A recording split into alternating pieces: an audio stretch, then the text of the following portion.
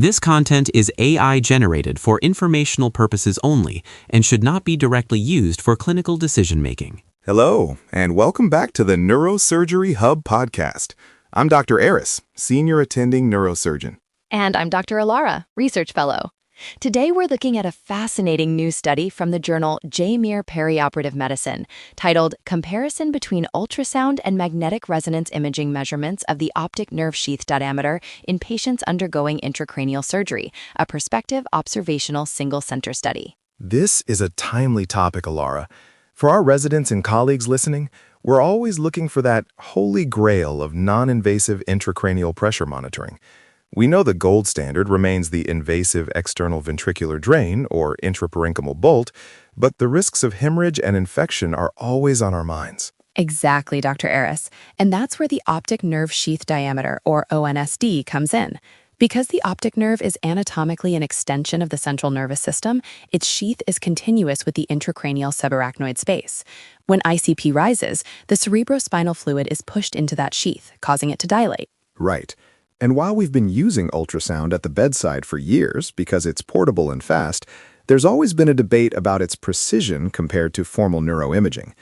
This study specifically aimed to bridge that gap by comparing bedside ultrasound directly with MRI measurements in the same cohort of surgical patients. Let's dive into the methodology. This was a prospective observational study. They looked at adult patients, specifically those scheduled for elective intracranial surgery. This is a great living laboratory because many of these patients have some degree of altered intracranial dynamics, but they are in a controlled perioperative environment. And the protocol was quite strict, wasn't it? It was. The researchers performed the ultrasound measurements shortly before the patients underwent their scheduled MRI. For the ultrasound, they used a high-frequency linear probe, usually in the 7.5 to 10 megahertz range, placed over the closed eyelid with a thick layer of coupling gel to avoid putting pressure on the globe. That's a key point for the residents. If you press too hard on the globe during the US, you can actually distort the anatomy you're trying to measure. Now, where exactly were they taking the measurement? They followed the standard 3-millimeter rule. They measured the diameter of the sheath 3 millimeters posterior to the globe. The reasoning there, as the paper points out, is that the sheath is most distensible at that specific point, making it the most sensitive area for detecting changes in pressure. And for the MRI, which the study treats as the radiological gold standard here, what sequences were they using? They used high-resolution T2 weighted sequences. T2 is ideal because the CSF appears bright or hyperintense, which provides a sharp contrast against the darker optic nerve and the surrounding orbital fat. This allows for a very precise measurement of the dural sheath's outer limits. So the big question, how well did the bedside ultrasound actually stack up against the MRI? The results were quite compelling. The study found a strong positive correlation between the two modalities. When they ran the statistical analysis, specifically the Pearson correlation, they found an R value that suggested high reliability for ultrasound. However, and this is the deeper dive part, they didn't just look at correlation. They looked at agreement using Bland-Altman plots. That's a crucial distinction for our listeners. Correlation just means that as one number goes up, the other goes up. Agreement tells us if the numbers are actually the same. Right. The Bland-Altman analysis revealed a slight but systematic bias. On average, the ultrasound measurements tended to be slightly larger than the MRI measurements. We're talking a mean difference in the range of 0.2 to 0.4 millimeters. Why do we think that is? Is it a limitation of the technology or the operator? The paper suggests it's likely a mix of both. In ultrasound, you have the blooming effect or acoustic artifacts at the interface of different tissues. The border of the sheath might not be as crisp as it is on a 3 Tesla MRI.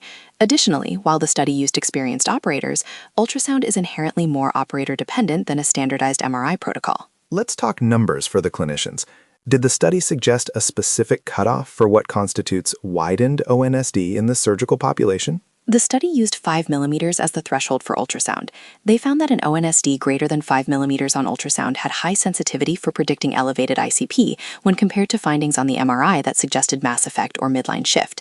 However, they emphasized that because US slightly overestimates the diameter compared to MRI, a 5 millimeter reading on US might actually correspond to a 4.7 millimeter or 4.8 millimeter on MRI. That's a very important nuance. If a resident is at the bedside and gets a 5.2 millimeter measurement, they should feel confident that the sheath is indeed dilated, but they must account for that small overestimation buffer. Exactly. Another interesting aspect of the paper was the focus on the learning curve. They noted that the inter-observer reliability improved significantly after the first 20 to 30 scans. For a neurosurgery resident, this means you can't just pick up the probe once and expect MRI-level accuracy. It takes deliberate practice. Did the study address any specific patient factors that made measurements difficult? They did. Patients with significant orbital edema or those who had previous ophthalmic surgeries were sometimes excluded or provided more challenging windows. But for the vast majority of the intracranial surgery cohort, the acoustic window was sufficient. Looking at the perioperative medicine angle of the journal, how does this change our practice in the OR or the ICU?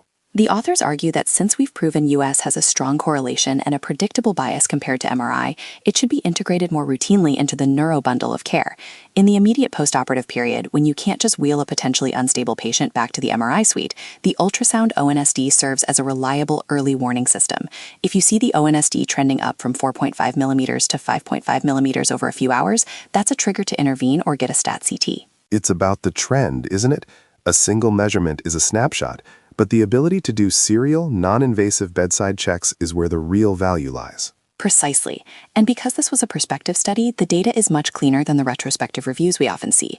They were able to ensure the time gap between the US and the MRI was minimized, which is critical because ICP is dynamic. You can't compare a morning US to an afternoon MRI and expect the ONSD to be the same.